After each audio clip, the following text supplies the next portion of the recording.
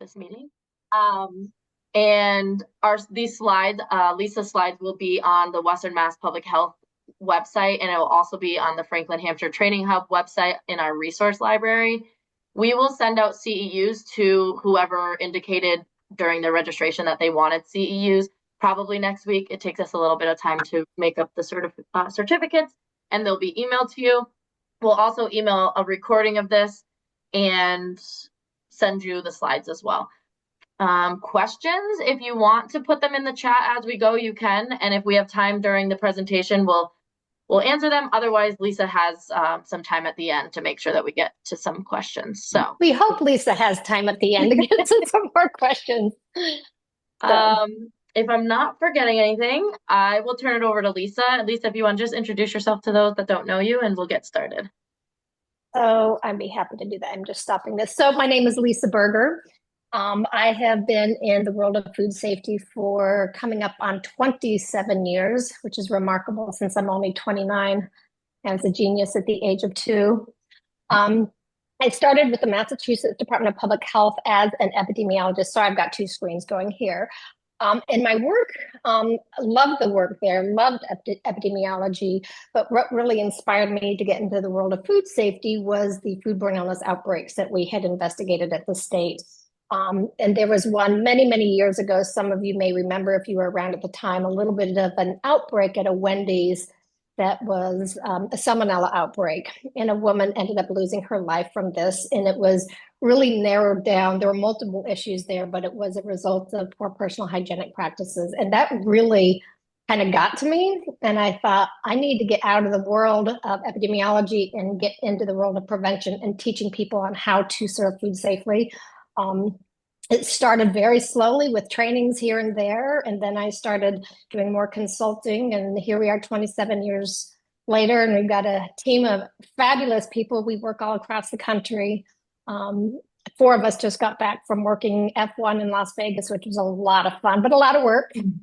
So, and here we are. And one of my favorite topics, as some of you know, is ROP, because I do a lot of HACCP plans for ROP, and I'm happy to get started if you're ready. I'll assume that's a yes. Let me get my screen. And before I go on, I want to make sure that everybody can see my screen and not necessarily anything else that's not necessary to this meeting. Yes. Yep. Looks good. Excellent. I'm going to move my things around a little bit. So I am very excited that we have a lot of people who are attending this. Are we calling it a webinar? I'm not sure what we're calling it. Webinar, seminar, training, virtual training. I have often been called a food safety geek, and my favorite part of the food code is actually reduced oxygen packaging. Any of my team who are on board realize that because I'm almost always in the process of writing a HACCP plan for some type of ROP. And I do want to say everything that I'm talking about today is about reduced oxygen packaging. That is a mouthful. So from here on out, I'm going to say ROP. So hopefully that's fine with everybody. I want to abbreviate that. So let me jump in. So I want to go over a little bit of the agenda and the objectives for the day. ROP, reduced oxygen packaging, is something that I realized from previous trainings that not everybody is familiar with. I've had some new inspectors who've asked what exactly is ROP. So we're going to cover ROP. We're going to talk a little bit about the pros and cons for somebody conducting these processes. And if you have been in the industry, or if you start to get out there looking at HACCP plans and looking at these processes, you will realize most all of the pros come from the operators. They don't see the cons in this, except maybe all the paperwork involved. And it's really the cons that are really brought up by the regulators because we see the problems, we see the risks here. But I will talk about some of the packaging methods, and not all of the packaging methods, but really those that you see most commonly at the retail level, whether it's a restaurant or maybe a deli or a small grocery store. We are going to do a very many HACCP review. Some of you have probably gone through HACCP training and certification. Some of you may be very new to your jobs, and so this will hopefully refresh any training or memory that you have of that.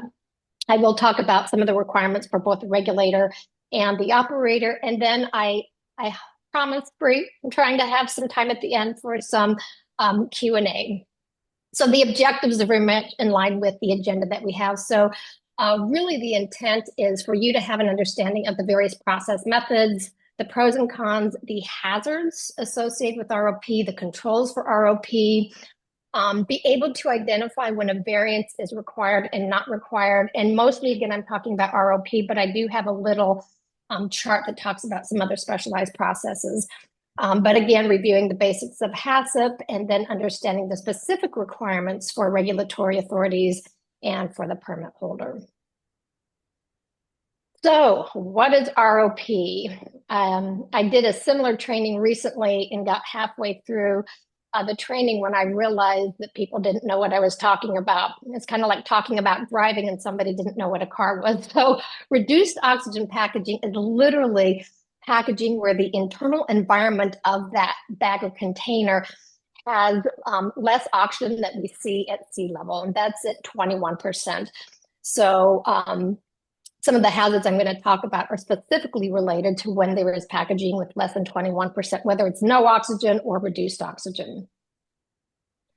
So the most common ROP processes that we see at the retail level, we have vacuum packaging, and you might hear me say something about standard vacuum packaging. I say that all the time. It doesn't mean anything in the food code, but that's how I kind of differentiate it between cook, chill, and sous vide. So vacuum packaging.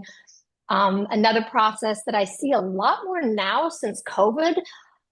In fact, before COVID, BC, I think I only had one or two clients look for HACCP plan for cook chill, and now I see it all the time. And then the other method that I see quite a bit now is sous vide. And I want to go through these one at a time just to give you a little more detail about each one of them. So vacuum packaging, this is actually a picture from a client. We did a presentation, I think it was in 2019, Chef Kevin Doherty from the TD Garden and I did a co-presentation on sous vide. So this is a picture from his kitchen where they had this process going on. But if you see in the picture on the right corner, you'll see your typical vacuum packaging machine. And you'll notice the size is relatively small because it's on a prep table, and you'll see a couple boxes of gloves on this table. And under the table on the shelf, you'll notice some containers that have the Teflon bags in those. But this is really the typical machine that you're going to see. It's a VacMaster. One of the things that I do want to say about the equipment is you do need to make sure that they are commercial pieces of equipment, NSF or similar certified. We don't want to be using some residential machines. But with vacuum packaging, what I see most often is vacuum packaging raw meat, raw poultry, and raw vegetables. And people are really wanting to vacuum package it to extend the shelf life. But another really cool use for vacuum packaging is flavor infusion. So some of my clients are vacuum packaging fruit or vegetables, and it's really kind of cool. One of them did a demonstration for me. They vacuum packaged a piece of melon, and after they packed it and took it out and opened it, it looked like a piece of tuna. But it's pretty incredible what the machines can do. But that's standard what I see for quote unquote standard vacuum packaging.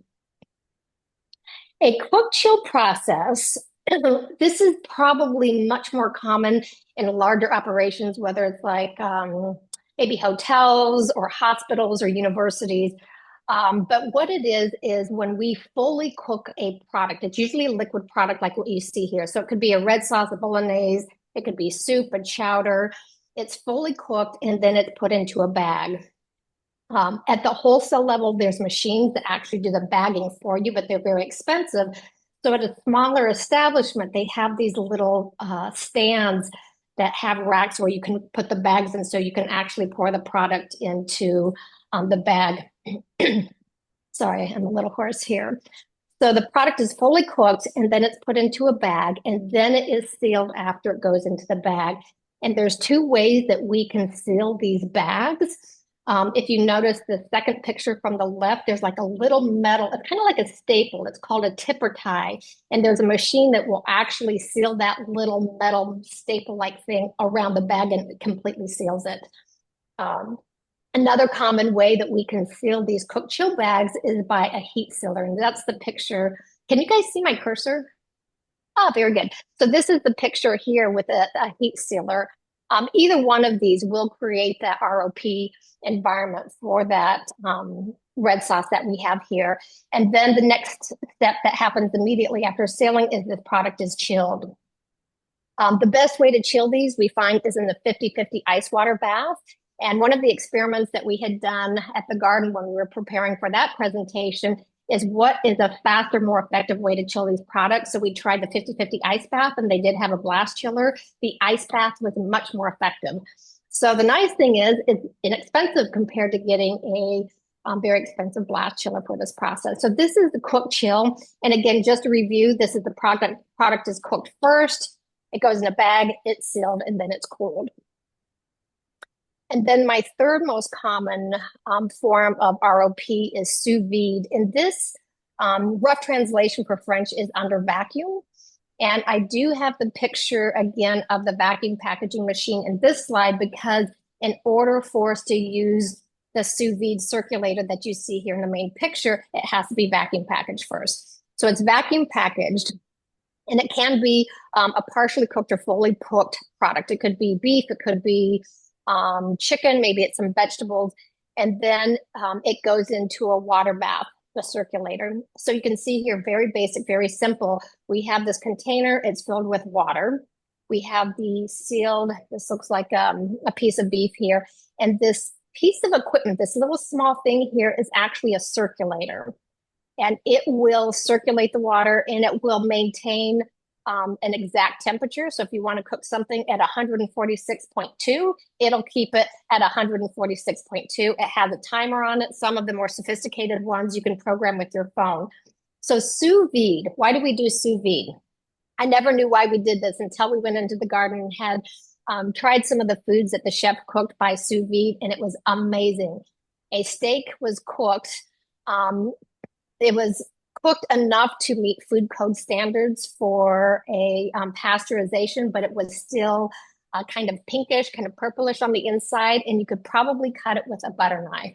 So I get why chefs want to do the sous vide. It's truly, truly amazing. So these are the main types of ROP that we're seeing. So the cooked chill and the sous vide are both products that are going to be cooked.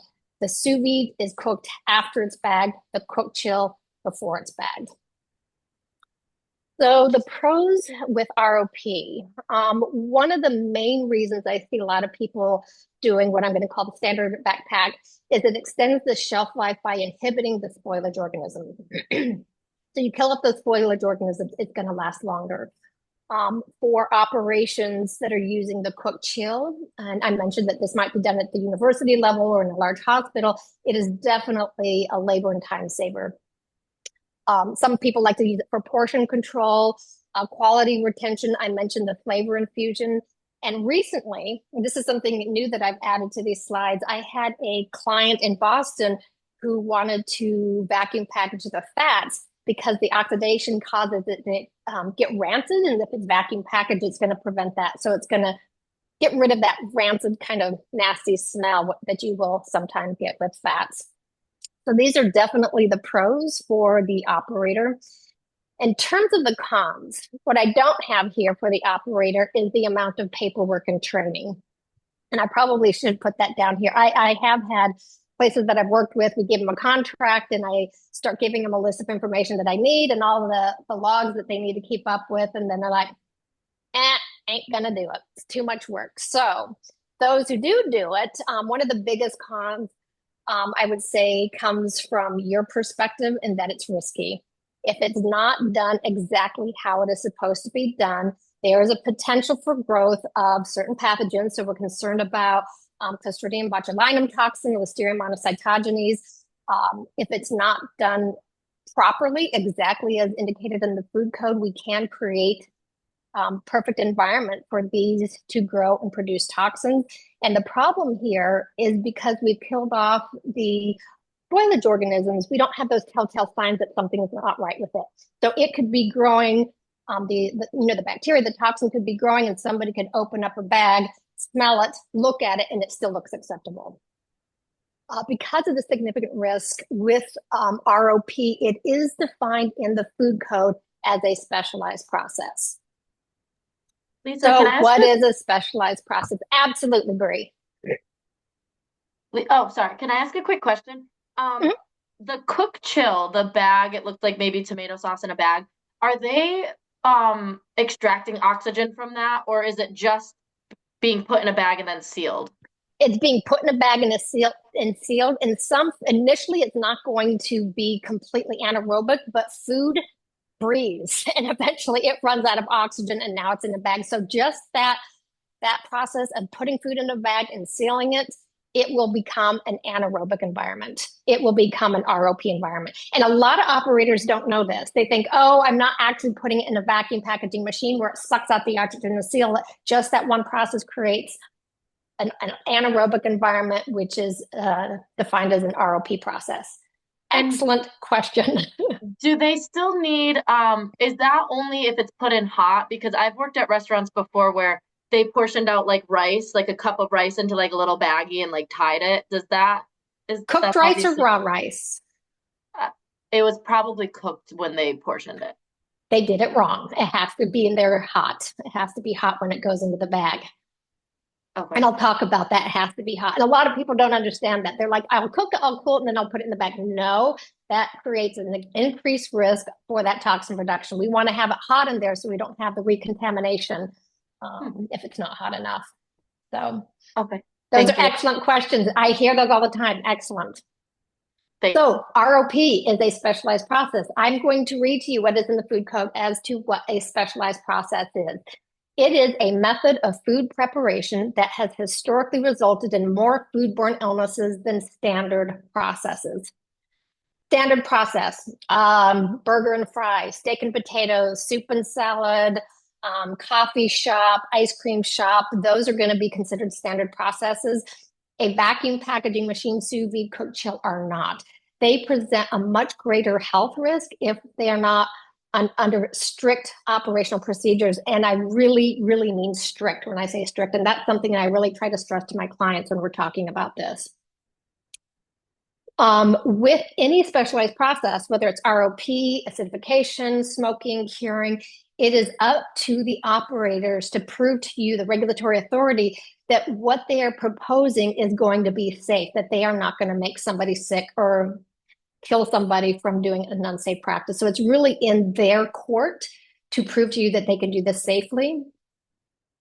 With specialized processes, and here's where we're going to get even more kind of deep into the food code because it's confusing. Most, but not all specialized processes require a variance. Next question, what is a variance? And Bree, we were talking about how the food code, you have to go back and forth in the food code. Here we go. We're talking about ROP, it's a specialized process. That's another code. A specialized process requires variance. That's another code. I'm going to get more deep into variance requirements after we go through some of the specific regulatory requirements for the HACCP plans. But basically, a variance is a modification or a waiver from what is in the food code. So, for example, I've done some kind of crazy things in my career. I had an operator. We all know that we can't have dogs in the restaurant. We can't have dogs in the dining room, but this operator wanted to have a dog-friendly dining room. So we had to request a variance from the regulatory authority. So that's not standard practice. And we had to prove to the regulatory authority that it was going to be safe and it wasn't going to create a nuisance. Another example is working with a client who wanted to have peanut shells on the floor. Don't know why.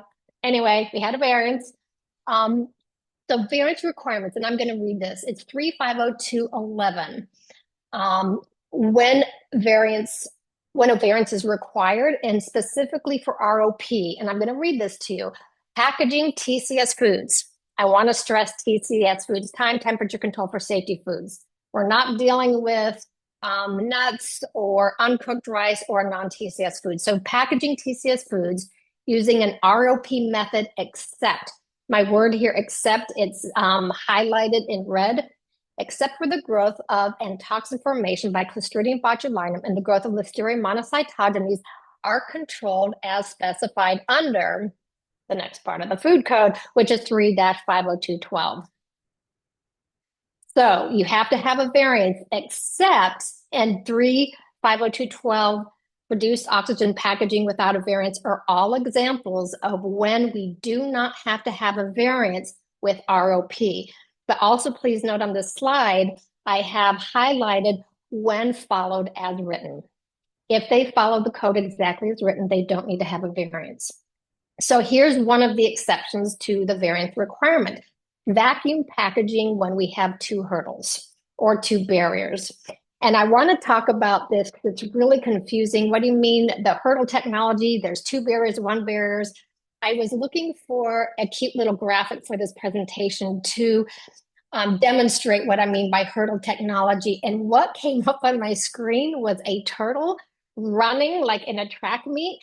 And the turtle was going from point A to B. There were no hurdles, got to be very easily. So this would I would liken to bacterial growth. Now, if we literally put a hurdle on that track, the turtle, they rhyme, unfortunately, can run and maybe he can get over that hurdle, but he could probably still get to point B. Now, if I put two hurdles or three hurdles or four hurdles, at some point that turtle is going to exhaust itself and die. This is what it means by hurdle technology. I don't know if this works for some of you.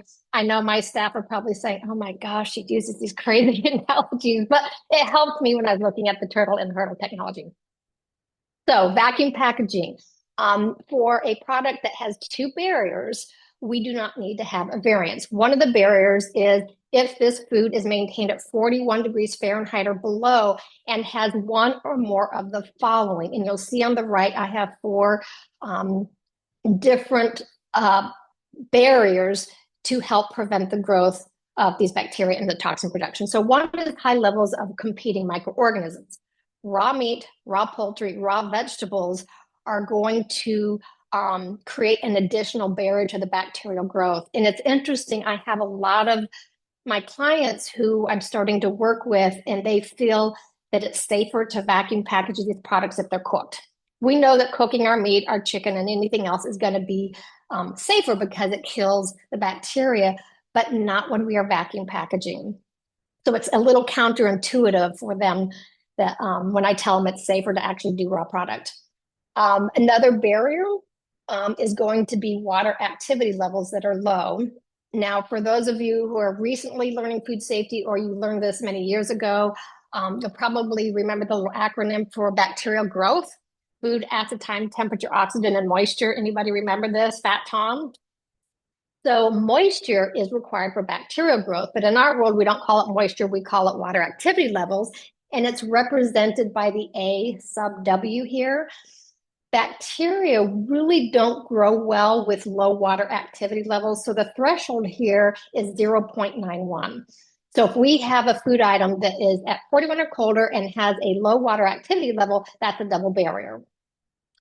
Another one would be pH. We all have learned, especially if you've been involved with hazard plans for acidification, that my target is actually lower than 4.6. But we know, generally speaking, that bacteria do not grow in food items that have a pH level above this 4.6. So if we have a low pH level and we have that 41 or lower, we have a double hurdle or double barrier.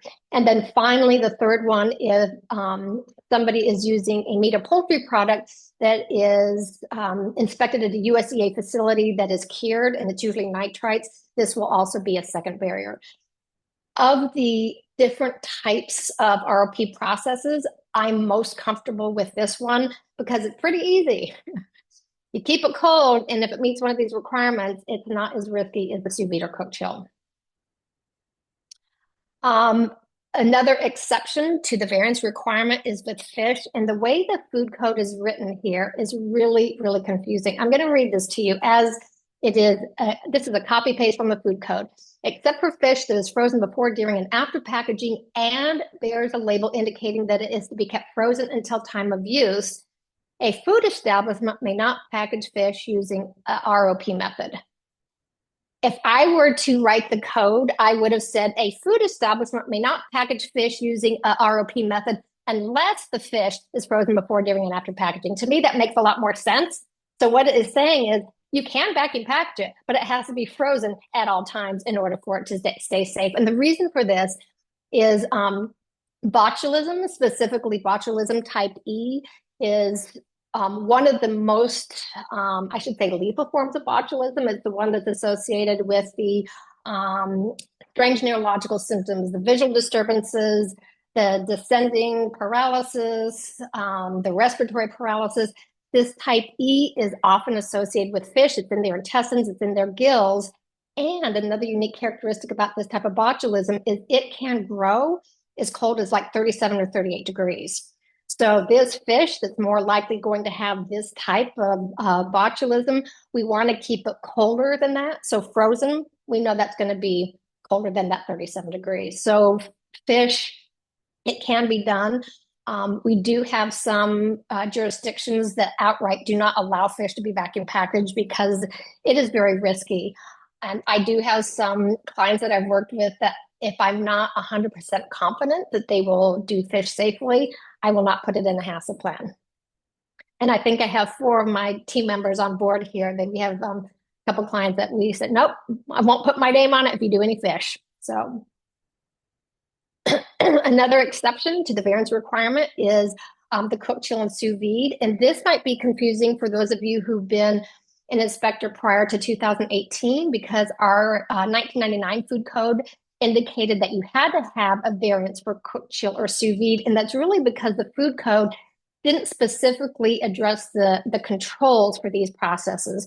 The 2013 food code has exactly what needs to be done to make these safe products. So this is another reason that these do not require variance.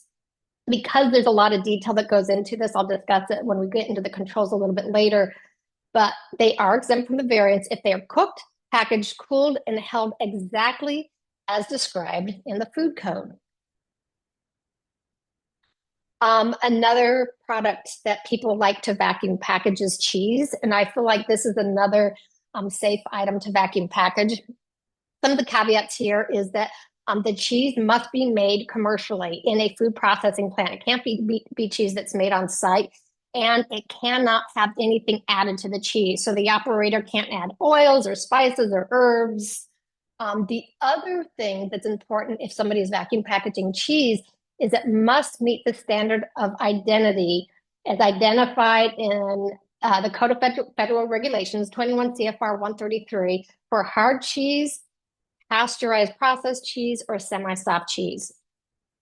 These cheese, the intrinsic factors of these cheese items will help prevent bacterial growth. They have low pH levels, they have low moisture, they have competing organisms, and they're going to be held at temperatures 41 or colder. So this is another item that is, in my opinion, going to be safer to do than sous vide or cook chill. Another thing about the cheese is hard cheese. Many of the different types of hard cheese are actually not TCS foods. So something like a Parmesan, I have very little worry about somebody vacuum packaging this as long as they're doing it using sanitary methods. Another exception to the rule of getting a variance is the 48-hour rule. I love this rule. Prior to us adopting the 2013 food code, there were no 48-hour or 24-hour exception rules, but here we finally have it. Any product that's going to be vacuum packaged and it will remain in the package for 48 hours or less, we do not need a variance. We also do not need a HACCP plan. What we do need is to assure that the product is maintained at 41 or colder. It must be labeled with the production time, not just the date time, because we're dealing with hours here. And then we need to be assured that it is removed from the packaging within that 48-hour time frame. I did mention that you don't have to have variants, you don't have to have a HACCP plan, but as the regulatory authority, I would want some documentation. I would maybe ask for a basic SOP. How are they going to identify the product? Is it going to be the package? Is it going to be the pan? Is somebody going to be walking through the coolers, looking at the dates and times? Do they have logs? So I would ask for something, but technically they are not required to produce anything for you. So just kind of keep that in mind. Now, before anybody does any type of ROP processing, they have to submit a HACCP plan. Now, again, they don't need to have a variance unless they kind of vary from the requirements in the code. But with HACCP, They don't need it, again, if they are packaging food for less than 48 hours or if it's a non-TCS food item. But most places that I work with are dealing with extended storage, cook, chill, sous vide, and they are dealing with TCS foods. So HACCP. For those of you who recently had basic food safety training, you're probably very familiar with this. People who've been in the industry for a while, I'm sure that you're very experienced with this, having to review HACCP plans, but I do feel like I need to go through it again so that when I talk about HACCP for ROP, it'll make more sense and refresh your memories. As you all remember, there are 7 principles or 7 steps when it comes to HACCP. We have actually, what I'm going to do is I will use a very simple example and go through the 7 steps to just review the actual principles. An example I like to use, and I use this in my ServSafe classes when I'm teaching, is cooking a piece of chicken. We all know, I'm assuming everybody on this call is aware of the requirements for cooking our poultry. So a hazard analysis, the very first step is conducting a hazard analysis. And just to review, hazards that I'm thinking about with any food item could be either biological. So we're talking about bacterial, viral, maybe parasites, toxins, could be chemicals, could be physical. So with hazards with chicken, there are actually multiple biological hazards, but just to simplify this for this webinar, let's just talk about salmonella. My hazard analysis has identified salmonella as the main hazard associated with chicken or poultry, any type of poultry.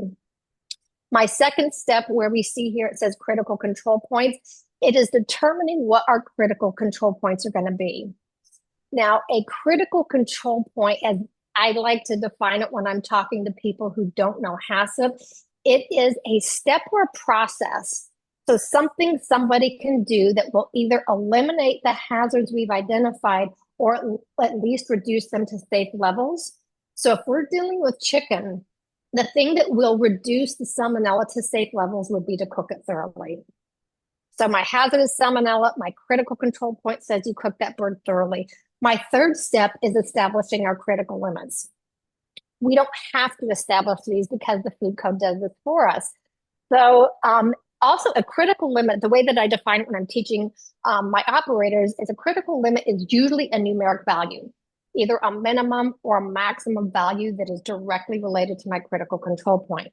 So if we go from the beginning, my hazard is salmonella. My critical control point says you cook that bird thoroughly. My critical limit says cook it to 165 degrees Fahrenheit. The other principles are pretty simple. Monitoring. How do I monitor that I have reached my critical limit of 165? Well, I pull out a thermometer and I check the temperature. I want to make sure that I check it in the middle of the product. I don't want to be touching any bones or gristle or anything like that. So that is monitoring. If I use HACCP in another example or other examples of monitoring, if you've ever reviewed a HACCP plan for acidification, they have to monitor the pH levels of the sushi rice. So maybe they use a pH meter. That would be a way that we monitor. Or maybe in a HACCP plan, we identify a critical control point that employees are washing their hands. A critical limit would either be yes or no. How do we monitor it? We visually observe our employees at the hand sink. Are they washing their hands? Are they doing it properly? So monitoring, there's many different ways that we can monitor our critical control points and our critical limits. A corrective action, very simple. If we don't meet our critical limits, what are we going to do? With this chicken, if I put my thermometer into that bird and it reaches 150, what is my corrective action going to be? The obvious one to me is we put it back in the oven or back in the pan and keep cooking it. Another option, which nobody's going to go for, is throw it away. We're probably not going to throw it away. We're going to recook it. But corrective actions might include retraining the staff. Maybe they didn't realize it had to be cooked to 165. Or maybe the oven wasn't working and we didn't realize the oven wasn't working. So maybe another corrective action is to repair the oven that was not able to maintain temperatures. Record keeping. This is the next step in a HACCP plan. And for the example that I'm giving you, a simple example of record keeping, and I'm going to go old school with paper and pencil, is a piece of paper. On the top of it, it says December 2024, and on the left side, it's numbered 1 through 31. Record keeping, December 1st, I checked the temperature of the bird. It was 172. On the 2nd, 167. On the 3rd, 219, whatever. Anything above 165 is safe. I don't care if that thing is burnt and dried out. All I care about as a regulatory authority is that product is safe. So that would be record keeping. And then finally, verification. The owner, the operator, the PIC needs to make sure that people are actually following the HACCP plan as it's written, that they are doing the monitoring as indicated. So how are they monitoring? What is the frequency of monitoring? Are they doing the record keeping? Are they doing some of the requirements that are considered like SOPs? Are they calibrating their thermometer? Are they setting up their three-base sink properly in order to clean and sanitize the thermometer? So this is the basics of HACCP, and this applies to just about every specialized process. You're probably going, oh, good, she's done with HACCP. Let's move on here. So let's talk about the contents of a HACCP plan. We got a little bit more here, and then we'll move on. So what's important when it's specifically about ROP is that you have a complete list of the TCS foods that they are going to vacuum package. If they say we're going to vacuum package beef, is it steak or is it going to be burgers? Because there's a little bit difference here. Or they're going to say we're vacuum packaging poultry. What is it that you're vacuum packaging? Is it turkey? Is it chicken? Is it the chicken breast? Is it the chicken thigh? Because if they're vacuum packaging this and then they're going to cook it sous vide, we need to know how much of that product is going into the circulating water. If it's too much, it might not cook thoroughly and to get that pasteurization. We need a flow diagram, and for standard vacuum packaging, the flow diagram is going to be very basic. I have done some flow diagrams that have boxes and arrows, if this, then that, then this, and go all over the place. But you need to have a sense of what the process is. And I feel like a flow diagram really can demonstrate visually what their process is. A training plan, it's critical that people are trained. And I would say a couple of the things that are most important when it comes to the training plan is one, identifying what the actual hazards are. And when I do a training and I go in, I am stressing the risk of CBOT and Listeria monocytogenes and telling them how dangerous and how deadly it is. It's important to talk about the hazards. It's important that they understand how the equipment is used, because with ROP, we are using equipment that's not standard restaurant equipment. We have vacuum packaging machines. We have a circulator. The circulator, is it an advanced one that has to be programmed with a phone? Is it a rationale oven that has to be programmed? And then they need to be trained in all the others, basic food safety requirements. So hygiene and cleaning and sanitizing. So we need to have a thorough record of the training. Kind of a review of the chart that I had on HACCP. We need to identify each critical control point. And the critical control points for the sous vide and cook chill are going to be different than the standard backpack. The critical limits are going to be a little bit different. Monitoring, again, because we have different critical control points and critical limits, are going to vary depending on the process that you're using. But when it comes to monitoring, I need to know how they're going to be monitoring it. I need to know the frequency. With sous vide, there are different ways that we can actually monitor the temperature. It might be the circulator. It might be a thermometer. It might be a thermometer that we stick between, we fold the bag over on the thermometer and get a read. For some sous vide, they have these little like spongy sticky tapes that you can attach to the package and use a needle probe and go through the package. And when it comes out, it reseals it. So this needs to be in writing. But we need to identify in the contents of the HACCP plan how the PIC is verifying that employees are following their SOPs and critical control points. We need to have their corrective actions identified. They need to be specific. If we're not getting a good temperature, employee needs to be able to read the HACCP plan and know what they need to do if we are not following or meeting those critical control points. They need to have records. When I do logs and records for the HACCP plan, for every record or log, I have a sample log. So if I have the one, let's give an example, the chicken that the log that I was talking about with cooking chicken, I would give them a blank log and then another where the first 2 or 3 rows are filled out with examples. Chicken, 165, an initial, no corrective actions are required. And then additional scientific data or other information. This is going to go a little bit deeper right now. A lot of people who are using the sous vide method, they like to cook their items low and low. So low temperatures, slow cooking. So we all know the cooking temperatures in the food code. It's based on the USDA FSIS performance standards.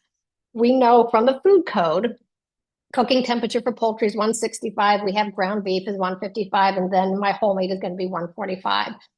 But all cooking temperatures are based on getting a 6.5 or 7 log reduction in pathogens. If we lower the cooking temperature and increase the time, we can get the same bacterial kill as we get for something that's cooked at the food code cooking temperatures. I know this is confusing. Let me give you an example. Food code cooking temperature for chicken is 165. However, according to FSIS performance standards, which is used for the food code, I can cook that chicken to 145 degrees Fahrenheit, maintaining that temperature for 13 minutes and get the same kill. If I am doing this, I need to provide, or your operator needs to provide the additional scientific data in the HACCP plan. They don't have to have it validated. It doesn't have to go to a process authority. They don't have to do shelf life testing. They need to provide this data because we already have the data that says that this is safe. I'm going to stop here. I want to make sure that this makes sense to people.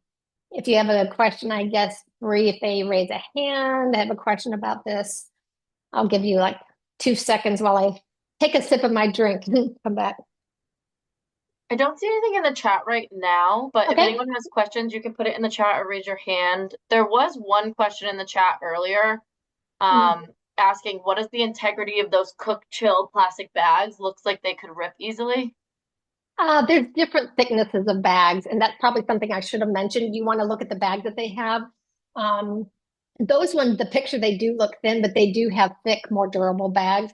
And the Teflon bags that are used in the vacuum packaging machines, there's different levels of millimeters. Most people use like a 3 or 4 milliliter thickness bag. So they do have durable bags. There's all different types of bags for this. Excellent question. I did not mention that in the beginning. There's one other question that just came in. I thought it was a 5 log reduction target. Did this change and when? If you look at the FSI performance standards, there's an older one and a new one. They do have different charts, and I may have to pull that up if we have time at a Q&A showing the different log reductions on that. But that does come from USDA FSIS performance standards. So I can take a look at that and say, but I'm with 95% confidence, I can say this is how they base their data on those 6.5 and 7 log reductions. And where can that be found? FSIS, so Food Safety Inspectional Services, performance standards. Okay, great. And I think it's appendix A. Okay, all right. So contents of a HACCP plan, additional things is in the code, and parts of what I'm talking about is in the actual code and then in the annex, and I do reference this at the end. But it does indicate that when conducting ROP processes, employees should prohibit bare hand contact with ready-to-eat food. We all know this is code. This is particularly important if we are repackaging cheese or maybe some meat products like maybe a salami that comes from a USDA inspected facility. But I really, well, I'm kind of dishonest. I tell my clients that they have to wear gloves at all times. I don't allow any bare hand contact. But I really don't want them to have any bare hand contact with anything, even if they're vacuum packaging the raw chicken or meat. They should be wearing gloves. But this is what the code says. They should have a designated work area. And I talk to people saying you really need to have like a separate a complete separate like sterile area for this. It's not required. If they don't have a separate area for this process, if they could maybe separate the processes that they do every day from their ROP by time. So maybe we do the ROP processes in the morning, and then in the afternoon, we're doing regular kitchen prep. but they need to identify the methods of separating raw and ready to eat foods. And it's important to really highlight in the HACCP plan that employees who are trained in the hazards and using the equipment are the only employees that should be vacuum packaging or doing any sous vide ROP process. But the cleaning and sanitizing procedures need to be identified. Are they using a high temp machine, a low temp machine? Is it just a 3-bay sink? If they're using a 3-bay sink, what kind of sanitizer are they using? I did mention the training program, and then obviously any additional items that are specific to the process that they're using. One thing that I want to mention, it's not required in the code, but I find it very helpful when I'm doing HACCP plans, is I would like a copy of their floor plans. And what I submit to the regulatory authority is the floor plans, and then I will highlight where the ROP process is occurring so that I know, okay, 5 feet from the circulator is a hand sink, and on the other side we have the walk-in cooler in the freezer, and here's where we have the 3-bay sink. I like to know, and I like to be able to demonstrate where this process is happening. If it's not separated, I will identify if there's a separation by time. This process is conducted in the morning, after they've cleaned and sanitized the area. In the afternoon, we do not do any ROP processing. So the hazards, this is where I really stress to my clients why we have to follow the strict procedures. 2 big hazards that we're most concerned about with ROP is Clostridium botulinum and Listeria monocytogenes. And most of you, I am assuming, are very familiar with these. But just as a review, with botulism, this has traditionally been viewed as the most dangerous of all foodborne illnesses. And the reason for this is up until medical technology could really handle the symptoms, such as respiratory paralysis. The fatality rate for botulism was about 75%. The symptoms, I mentioned before, it's a neurological illness. People get very strange visual disturbances. Maybe they have difficulty speaking. One of the telltale signs is people will have something called descending paralysis. And that is a paralysis that starts at their shoulders, descends down their body through their lungs to the point where they cannot breathe on their own. They have to be put on a mechanical ventilator. This is associated with the botulism type E, which is the type that is associated with seafood because it's found in their intestine and in their gill. So that's one of the big hazards. This is one that I stress if somebody wants to vacuum package seafood. The other one, Listeria monocytogenes, as most of you are aware, this is a very dangerous pathogen, causes listeriosis. I'm most concerned about people who are highly susceptible. So the elderly, pregnant women, people who have an immunocompromising conditions for any reason. It could be because they're on chemo for cancer, they've had a bone marrow transplant, they've had a spleen removed. With Listeria monocytogenes, the illness that this causes in a pregnant woman is devastating. If she becomes infected in the first trimester of her pregnancy, she's at a much greater risk of having a miscarriage. If a woman becomes infected in the second trimester, she's at a much greater risk of having the baby die in utero. If she becomes infected at the very tail end of her pregnancy, the baby can be born with meningitis and have lifelong complications. So one of the things that I tell my clients is, hey, you know what? You may be healthy. You may be working with a bunch of young chefs who could probably handle these pathogens, but you are serving people all across the board. You have young, you have old, you have healthy, you have sick, you have pregnant. You have to assume that everybody you serve is at risk for one of these hazards. So these are the 2 that I really, really stress to my clients when we're doing a training. So the control measures, I'm kind of jumping back through some of what we've already covered, but I do want to talk specifically about the control measures for each. For sous vide and cooked chill, it's complicated, so we'll get there in a second. So standard vacuum packaging, this is what I talked about with the double barrier. This is almost the identical slide that I showed you earlier. We have 2 barriers. One is time temperature control, and most of these, it's going to be time and temperature control. That's very, very important when it comes to controlling the hazards I just talked about. So we need to make sure that the food is held at 41 or below. standard food code, and the maximum shelf life on these products is going to be 30 days.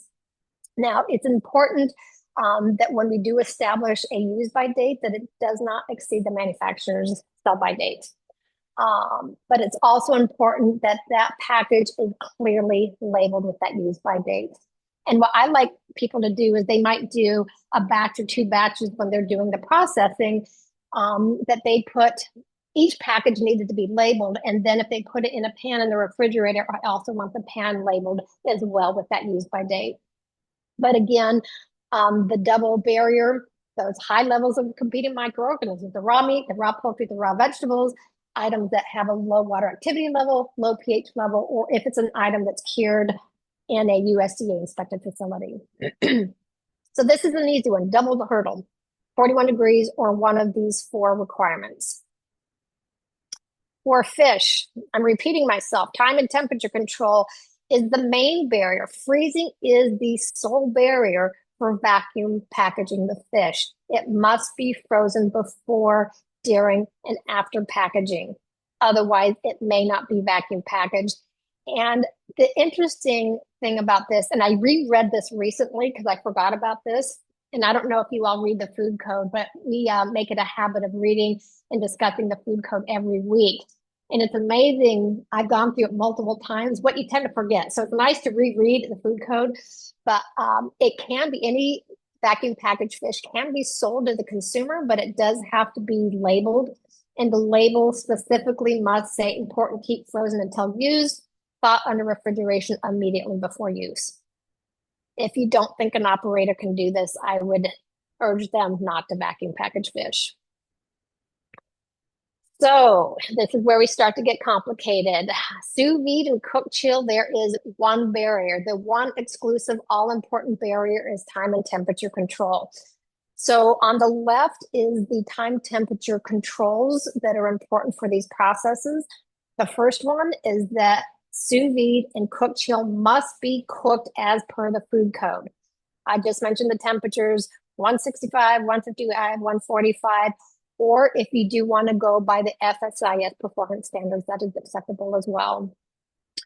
Cooling. This is very confusing when you read the food code. We all know the cooling parameters. The food code states that when you are cooling a TCS food, you have, when it hits 135, when it starts to cool from 135 to 41 degrees in 6 hours or less, provided that it gets to 70 or less in 2 hours or less. So we have 6 hours. Code states, and it's confusing, you got to cool it from 135 to 41 in 6 hours, provided that you can get to 70 in 2 hours. When you read this section in the food code about cooling for sous vide and cook chill, there's 4 additional ways to cool these items. I'm not going to go through these 4 because they are confusing. I'm going to talk about one. If we cool the food according to the standard cooling procedures down to 41, our shelf life on the sous vide or cook chill is 7 days. If we cool it even further, if we can bring that product down to 34 degrees within 48 hours of hitting 41, that will give us a shelf life of 30 days, provided that it stays at 34 colder. I'm not convinced anybody can do this. I have told all my clients, food code says you can only have 7 days shelf life on sous vide or cook chill because those refrigerators fluctuate so much. If they freeze it, that's fine. They can keep it forever. But I will tell everybody a cook chill sous vide, you got 7 days, assuming that they're only able to maintain that 41 or colder and really not able to get down to 34 degrees. But if somebody does want an extended shelf life for sous vide or cook chill, they have to follow those specific cooling parameters. The picture in the text on the right, because time and temperature control is critical to prevent the growth of bacteria and the toxin production, the items that are produced on site can only be prepared and consumed on the premises. It cannot be sold to a customer because customer refrigerators, their temperatures can vary anywhere between like 45 and 50, 55 degrees. So you really don't want to be selling this to consumers. Whereas if you're vacuum packaging raw meat or poultry, it can be and is often sold directly to customers to bring home, store in the refrigerator, and cook. All right, we're going to get more complicated. Here we go. So control measures, sous vide, cook, chill. On the left, and I'm going to use my cursor here, we have sous vide. Sous vide, we package it and we seal it and then we cook it. Cook, chill, we cook it and seal it. But the thing about the cook chill is, and this is something, a question that you had earlier, Brie, it has to be at least 135 or higher when you seal it. So when you cook it and you put it in that bag, it has to be at least 135 or above. We have to monitor it and document that when it's bagged and sealed, it is at least 135. So once both products are cooked, we want to cool them properly. I talked about the two-step cooling parameters. Once we've cooled it, and again, the 50-50 ice bath is probably the best method, then we've got to hold it in a refrigerator, 41 or colder. Again, I mentioned 7 days. If you think somebody can truly maintain that 34 degrees Fahrenheit or lower, they do have 30 days on that. Because time temperature control is critical for both sous vide and cook chill, they are also required to have a continuous electronic monitoring system. When I started writing HACCP plans many, many years ago, the only option really was to hire an electrician to come in and wire a refrigerator with these continuous monitoring systems, and it was very, very expensive. Now they are relatively inexpensive. We have Bluetooth technology. There is a brand that I recommend for everybody. I'm not a regulatory authority, so I can recommend brands specifically. If any of you use the ThermoPen, those are the color thermometers that pull out. ThermoWorks has a electronic monitoring device called the Node, Node. I think it's like $120 for the device. There's probably a monthly fee. It's Bluetooth. You set it up to your phone. You have preset parameters, so I can set it to, let's say, 42. If it gets up to 42, I want to get a text, I want to get an email, I want to get a call, and it records temperatures like every 5 minutes. You are required to have, operators are required to have this monitoring system. And I don't have it in the slides, so you're going to have to write this down. The operator needs to verify twice a day that this system is working. So that's part of the record keeping that we have for HACCP plan. And then you'll see at the bottom, the label, we need to have a use by date. I'm going to go deeper. Here we go. With sous vide, I got rid of one of my arrows, and I'm going to use my little, can you guys see my cursor again? I mentioned that we are going to pack it, we're going to seal it, we're going to cook it. Some operators want to then take it out of the bag, let's say it's the steak, and they grill mark it, plate it, and serve it to their customers. What are the requirements? Ooh, let's see if we can get a chat. Bree, maybe you can read. What are the requirements? So I'm going to seal it, I'm going to cook it in the circulator bath, and then I take it out and I grill mark it, I plate it, and I serve it to the customer.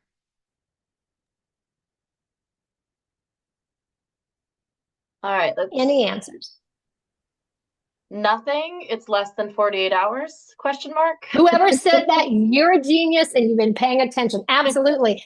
And I honestly get some HACCP plans, and this is crazy. My staff can attest to this. I have all forms. They're doing sous vide. Some of it they store, some of it they cook immediately. And then sometimes they're taking out of the bag and not the bag, and then they're vacuum packaging non-TCS foods, and then we're doing like cook chill with this product. And I'm just like, oh my gosh, I don't know if anybody is in here from Boston, but I had a HACCP plan that was so complicated that it took a while to get through all the variations. Every one of them was legal and perfectly as written in the code, but they just had a lot going on. So keep that in mind. Good answer, whoever answered that. I'm very impressed. It was Sam Menard. She accidentally sent it to me, but I want to give her the credit. She said it. Oh, good job. She earned the brownie point. So control measures for cheese. This is an easy one. We got the multiple barriers. You hold it at 41 or colder, maximum 30 days. It must come from a commercially manufactured food processing plant. They cannot add any additional ingredients. And it needs to meet the standards of identity for the hard cheese, semi-soft cheese, and the processed cheese. You cannot vacuum package soft cheese Anything like a brie, a camembert, ricotta, cottage cheese, cream cheese, any of those cannot be vacuum packaged, period. The risk is too high.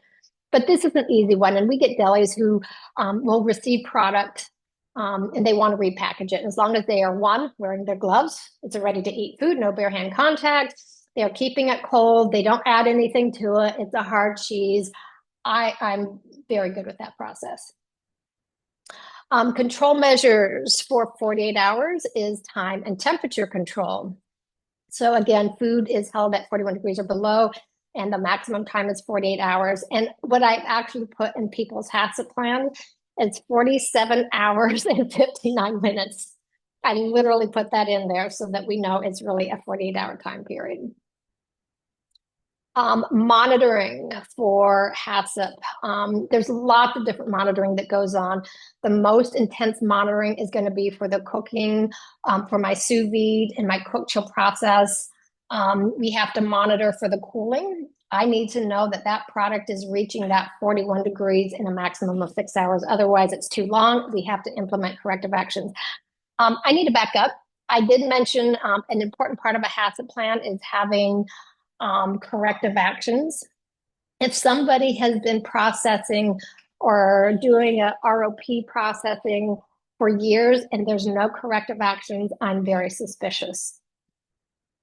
Things happen. Refrigerators go out. Labels come off of the packaging. Somebody forgets to do something. If they don't have any corrective action, they say, oh, we're perfect all the time. I'd be highly, highly suspicious. So you want to see corrective actions in the records when you come in to do an inspection. So corrective actions. What are they going to be? We need to fix the problem. Keep cooking. Reheat if it wasn't adequately cooled. So let's say it is a cook chill process.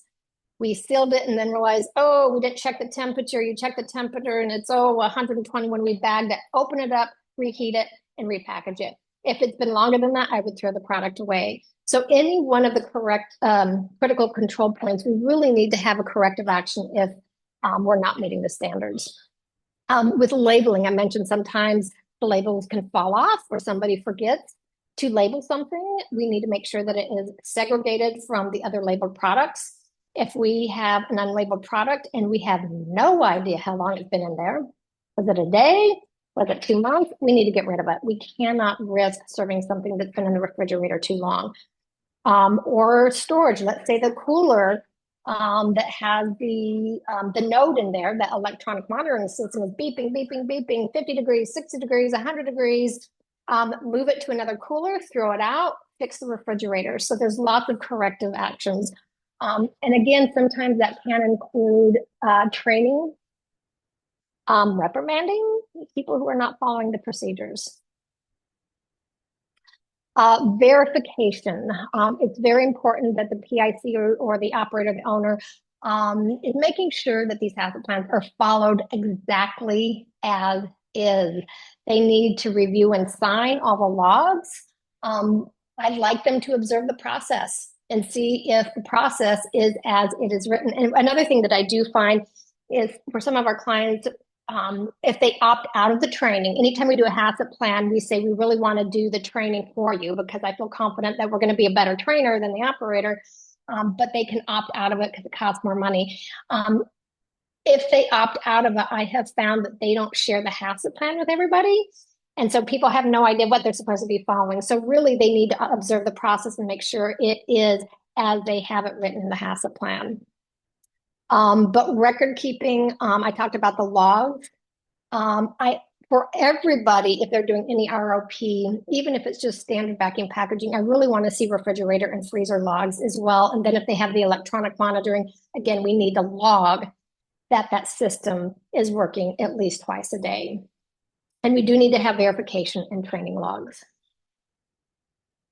For everything that I've been talking about, and I'm not done here, everything that I have been talking about is literally from the food code. If you look up, and we're going to talk about variance requirements after this, but if you look up variance requirements, it's 3.502.11. If you look up the reduced oxygen packaging without variance, 3.502.12.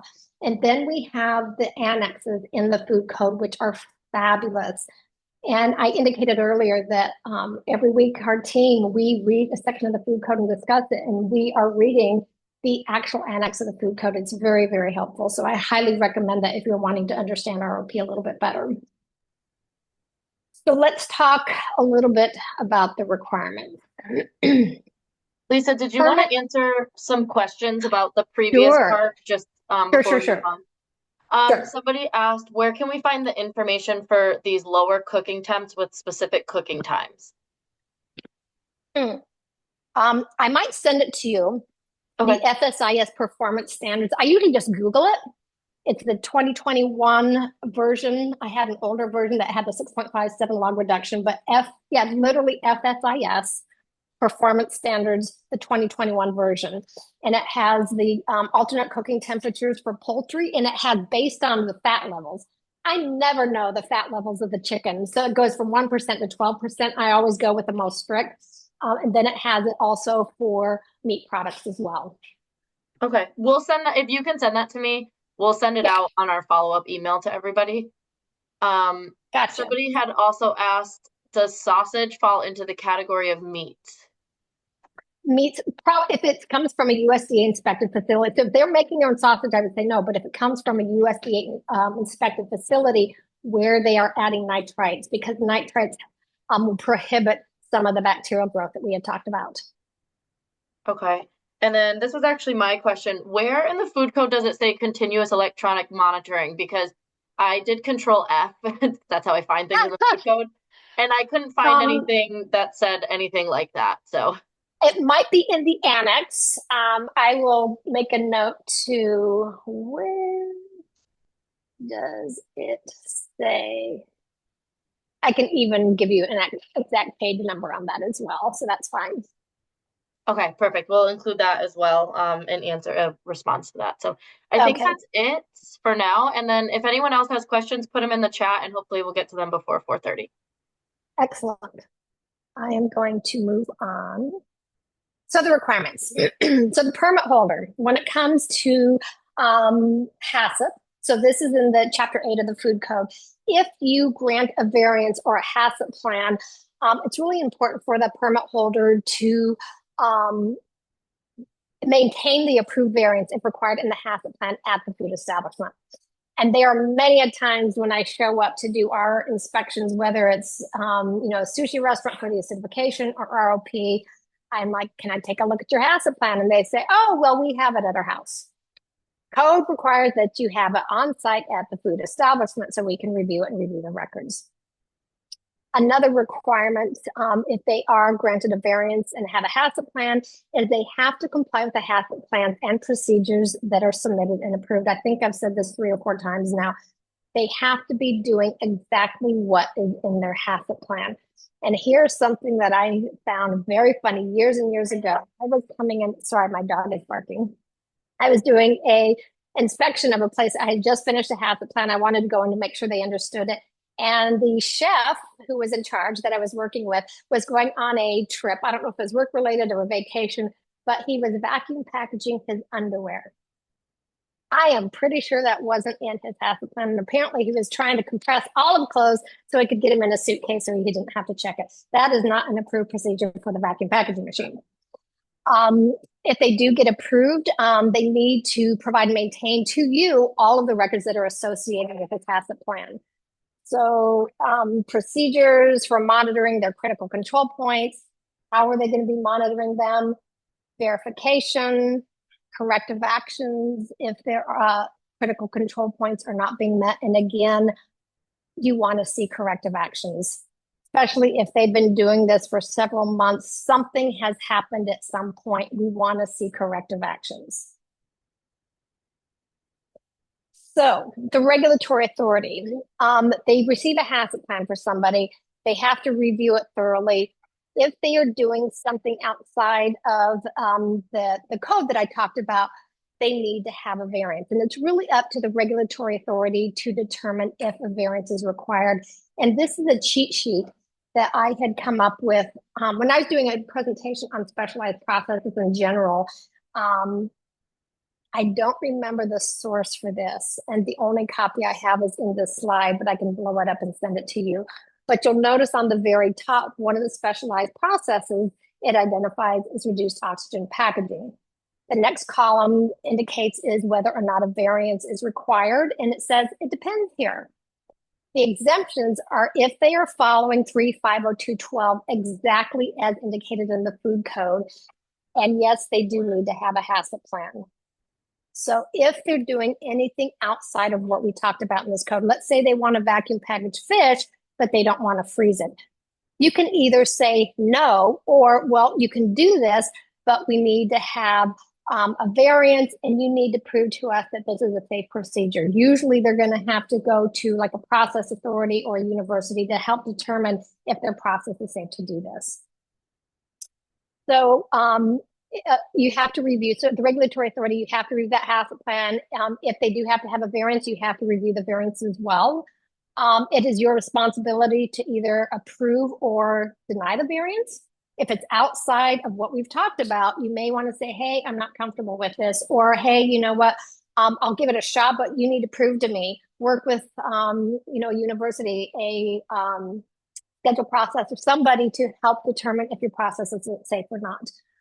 But you need to review the process and records during routine inspections. And when somebody is doing a specialized process, and it doesn't matter if it's ROP, acidification, curing, smoking, you should really increase the frequency of the inspections, much more so than a place that doesn't have high-risk processes. I talked about a variance. If somebody is doing ROP outside of the scope of the code, this is when we have to have a variance. And I actually have a definition here. This is a document that is issued by you, the regulatory authority, that will authorize a modification or waiver of one or more of the requirements under the food code. And if it's in your opinion that this variance does not create a health hazard or a nuisance, you could grant the variance. This is a decision, though, that you would have to make after you review all the records. Excuse me. You may grant a variance, and I kind of mentioned this. This is just a repeat, but a different section in the food code. You can grant a variance by modifying a waiver or waive the requirements of this code. Again, if it's in your opinion that it's not a health hazard and it doesn't create a nuisance. And this is one thing that was something that we had to prove when we had the dog dining. I was less concerned about the health hazard because I kiss my dogs. But the nuisance was something that we had to prove they weren't going to be a nuisance. So variance requirements. Before variance from a requirement to the code is approved, the information needs to be provided by the person requesting the variance, and it does need to be retained in your files on the food establishment. And this information includes a statement of the proposed variance of the code requirements, citing relevant codes and section numbers. Now, I don't know if any of you are listening routinely grant variances or not. I find the easiest thing to do is just have a standard form that you can give to your operators that they fill in the information. Because when they see that they have to give you a statement with the proposed variance and how they're not going to create a nuisance, it's stressful for them. So you can provide them with a basic form to fill out. They have to provide an analysis of the rationale of how the public health hazards and nuisances addressed by the relevant code sections will be alternatively addressed by the proposal. So this is going to be part of the variance documentation that they're going to be providing to you. If a HACCP plan is required, because there's some situations that do require a variance, but not a HACCP plan. And I'm getting back to my dog dining thing again. This did not require a HACCP plan, but we had to have a variance. What they did want me to do is provide some SOPs. And we had some pretty extensive SOPs on the dog had to have training. They had to pass a test. There were little D-rings in the floor under the tables where the dogs were going to be hooked up. Their dog bowls were going to go in a separate three-bay sink for cleaning and sanitizing. But they didn't need a HACCP plan. But if they do need a HACCP plan, we need to have all this relevant information. Excuse me. This is the most important slide of this entire presentation right here. Seek guidance if you need it. I'm not an expert, everything ROP, everything food safety. I am often reaching out to process authorities or academia saying, hey, somebody's asking me if they can do this or if they can do that. I don't know if this is safe. Is there a safer way that they can do this? Um, I often reach out to Cornell University. I don't know if any of you have ever worked with them, but they're absolutely fabulous there. Another excellent source of guidance would be the regional food safety specialist from the FDA.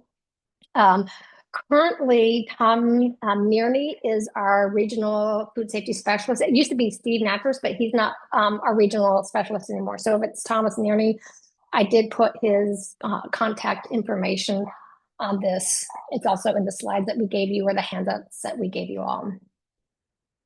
Final requirements, customer requirements, enjoy a yummy meal. And I'm very pleased that I wanted 15 minutes for Q&A, but I have 14 minutes, but I would really like to answer any questions that anybody might have. If you want me to go back over another slide, something is confusing, more than happy to answer any questions at this point. I'll go through the chat, but anybody who's putting Okay. questions in the chat, feel free to also chime in. You can unmute yourself, but one says, as Mass has only adopted the 2013 food code, are the more recent FSIS able to be legally upheld? I'm not sure what you mean. So if there's I'm assuming, Maggie, I don't know if you want to come on off mute, you can if you want. If she can, let me see. If she can't, I'm gonna ask her to unmute. Oh, you know what? I bet Okay. people can't unmute, so I just asked you to unmute. Oh, Maggie. okay. You see it? Let me try to answer that. Oh, she's off. Can you hear? Okay. I don't know if you're going to be able to hear me though. Can you hear me, Bree? Yep. Yes. Go ahead. Oh, cool. Hi, Lisa. How are you? Hi. So We've met before. I'm Maggie. Sorry, Yes. Maggie. Yes. I'm just curious. So, where we're held to the 2013 food code, the FSIS standards, like you mentioned, the one in 2021, and I'm just worried, can these be legally upheld? Yes. Yes. It is scientific data. The most up-to-date scientific data from FSIS supports So it the doesn't need to be, alternative cooking temperature. so it's outside of the food code. It doesn't need to be adopted. It is. It's Correct. It is the proven scientific data, and the cooking temperatures in the food code actually come from the performance standards. And there's literally, if you pull it up, there's probably 25 different cooking temperatures for poultry. There's no way the food code. Yeah. So, and actually, one more while I got you there, then, and I'm going to forget now, aren't I? So scientific data. So, is that like, so I know you can leave because of the low water activity. I know like bacon can be left out. So I had and I had a lab report submitted for some chain, I forget where, and went into another chain, and the previous inspector had written them up for leaving the bacon at room temp. And that company had not submitted the data to back up that they could leave it out, and they didn't know whether it was right or wrong. They actually had thrown it out. So, I mean, now I have that knowledge. So can that knowledge now be applied to a different restaurant? In other words, you have to make them go out and get their own lab report. I mean, I know this is bacons, and I know, but you know how it's what's hard about this is think about cooking bacon. Recently I've been eating a lot of bacon. I don't know why. And sometimes it's really crispy and sometimes it's not really crispy. If it's really crispy, the water activity drops to about 0.75 or 0.80. If it's not really crispy, maybe it's high enough that bacteria can grow in it.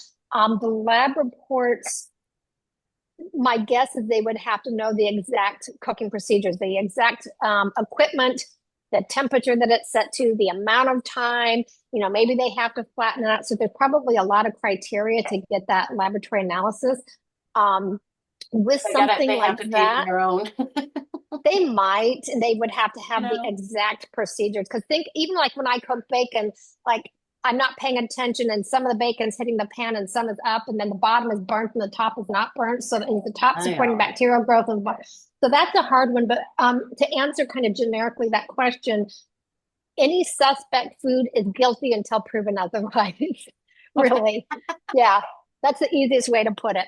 All right, thank you. You're welcome. Somebody also said, any advice you can give if an unqualified person who claims they are a consultant writes a HACCP for ROP? We have a consultant company that continually writes terrible HACCPs.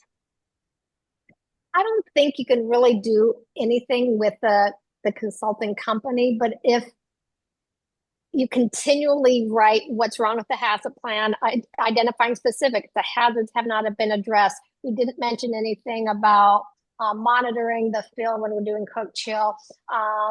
There's no data to support this, that the more their HACCP plans are reviewed and rejected because they're insufficient or not correct, the less likely somebody's going to use them. And eventually they will go out, they will be out of business because they keep giving people bad HACCP plans that are not approved. And Maggie also did say in the chat that it's up to you to approve the plan, which I agree with. So if they're submitting an inferior one, you don't have to approve it, and you can keep sending it back until you feel, good with it. Absolutely. This is a good question because I actually would love this as well. And I think I've actually Googled it looking for one before. Can we get a chart or grid of when a variance is required and not a HACCP or vice versa? Do you know if that exists? I got mine from somewhere that was in my slides. I'm going to look for that to see if I can perhaps find where I got that. I do realize when I was preparing for this presentation, the information that I had on smoking was incorrect. I corrected it on my slides, but the version that you have is the old version, but it's so small you probably can't read it anyway. So let me make a point to try to find the chart. I just got a message from a colleague of mine who has one as well. So if you have one, send it to me. I'll get one from good. And we'll send out, when we send out an email with the recording, the slides, and any follow-up information, we'll try to include one of those. So I'm just making a note for myself. Right. So it has the variance chart. And then, is there a list of institutions in Mass that assist in writing HACCP plans for permit holders? I don't think so. The only list that I can think of is the Massachusetts Food Protection Program has a list of trainers. When you look at that list, it's really old. A couple people on there are dead. So I am assuming that anybody on that list may have the capabilities of doing a HACCP plan. We do them quite a bit for multiple specialized processes. I'm doing the seminar, I can say that. we do a bunch of them, but there are other people. That's the first place that I would probably look. Okay, perfect. If there are any other questions, feel free to raise your hand, or I don't know if you're able to unmute. I apologize. That might be a setting on our Zoom, but if you want to unmute, you can either message me or raise your hand, put it in the chat, and we'll give it like another minute or so. But it seems Can I go back for just a second? Because I get to unmute myself to the very, very beginning. You asked a question about the rice being wrapped in bags. I mean, I think they're putting them in disposable bags, correct? Not ROP. Yeah, that was, I wanted to make sure that was okay. It was back when I worked at a Chili's when I was like in college, and they measured everything, and then they put them in little bags and tie the bag. And I just want to make sure that was not like, needing any, it was more for just like storage. Like they even packaged ice cream, like they'd scoop a thing of ice cream into a bag. That's a good point to make. If the bag is oxygen permeable, it's not an ROP. So an example, I have people ask me all the time about a Ziploc bag. Not a problem. I'm not worried about that. So there are a lot of packaging that do not constitute ROP packaging.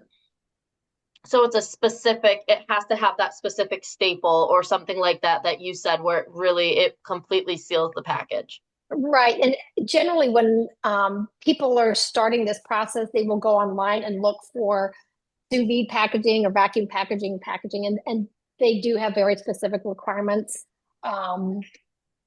But if they're getting it from the company where they get the machine or Uline, if you guys are familiar with Uline, they have a whole series of bags that are used specifically for any type of ROP process. But some of them that they just buy, from their vendor or Ziploc bag, they are definitely not a bag that constitutes an ROP bag. Are Thank there you. any other questions before we end? And we will follow up with the FSIS document, clarification on where it requires electronic monitoring, and hopefully we'll find a good HACCP variance chart we can send everyone. So if that's it, thank you, Lisa. That was awesome. You're very welcome. This is the first time I'm 4 minutes under my time. I usually go over, so trying to respect everybody's time and to have a nice day. But thank you, everybody. It's great to be able to chat about ROP. Thank you, Lisa. We'll follow up after. Very good. Thank you. Thank you.